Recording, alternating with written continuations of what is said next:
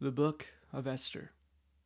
We come now to the time in the writings corpus where we transition from pre exile to post exile. And the Book of Esther is a fitting place to begin.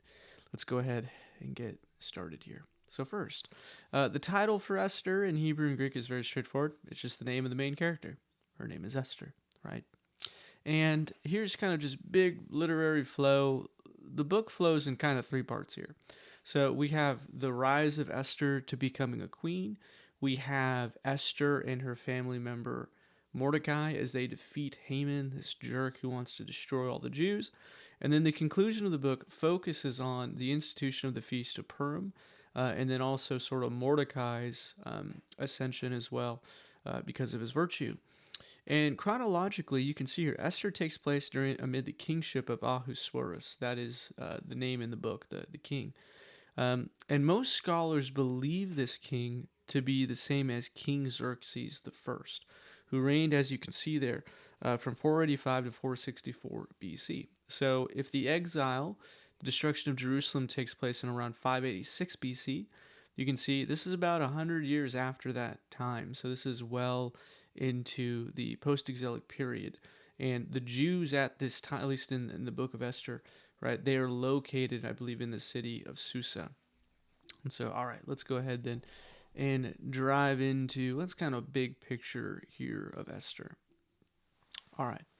So, in general, the book of Esther focuses on the mission of Esther, who becomes queen, and her cousin Mordecai to save the Jewish people from Haman, jerk, who sought to kill all the Jews. So this is what we see in Esther chapter 3, verses 5 through 6, and then verse 13.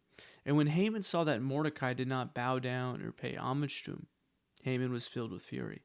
But he disdained to lay hands on Mordecai alone. So Haman sought to destroy all the Jews, the people of Mordecai, throughout the whole kingdom of Ahasuerus. And again, he's king of Persia. So this is across a gigantic swab of the Middle East.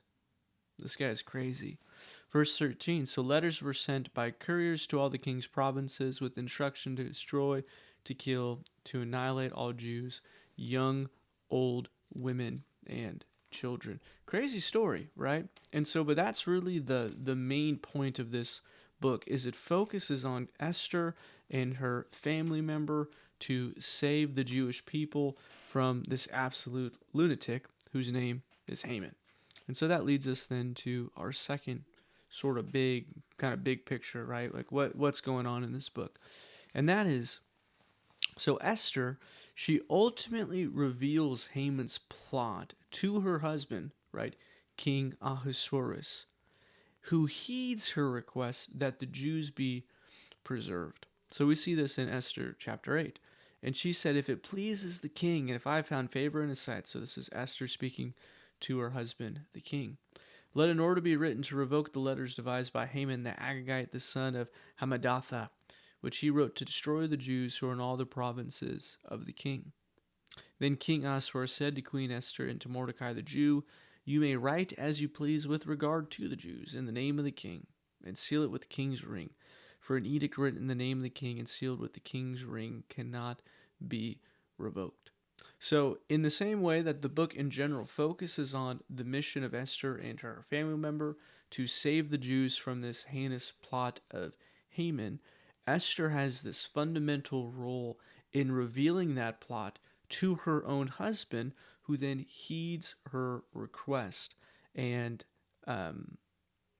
cancels the crazy initiative of Haman. And so that leads us to this. What are some big picture takeaways from the book of Esther? The first is kind of interesting. The book of Esther is the only book in the Bible not to mention the name of God. So no Yahweh, no Adonai, El Shaddai. The book of Esther is the only book in the Bible that does not mention the name of God.